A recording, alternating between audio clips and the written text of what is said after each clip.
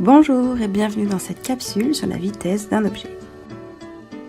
Pour déterminer la vitesse d'un objet, il faut d'abord connaître les grandeurs qui lui sont liées, à savoir la distance parcourue et la durée du parcours. Vitesse, distance et durée sont liées par la formule V, vitesse, égale distance d divisé par la durée du parcours t. On entend parler de vitesse avec deux unités différentes. La première, le mètre par seconde. Dans ce cas-là, la distance est exprimée en mètres et la durée en secondes. C'est le cas d'un coureur qui se déplace à la vitesse de 10 mètres par seconde. Deuxième cas, le kilomètre par heure. Dans ce cas-là, la distance est exprimée en kilomètres et la durée en heures.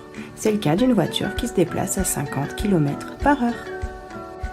Au cycle 3, on se limitera à l'utilisation de cette relation pour déterminer la vitesse V.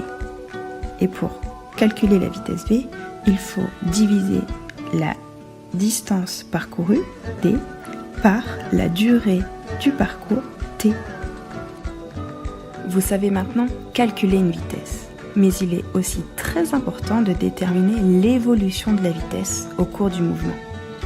Et il existe 3 types de mouvements différents suivant l'évolution de la vitesse. Si la vitesse est constante, on parle de mouvement uniforme. Si la vitesse augmente, on parle de mouvement accéléré. Et enfin, si la vitesse diminue, on parlera de mouvement décéléré ou ralenti. Merci à tous d'avoir suivi cette capsule et à plus en classe!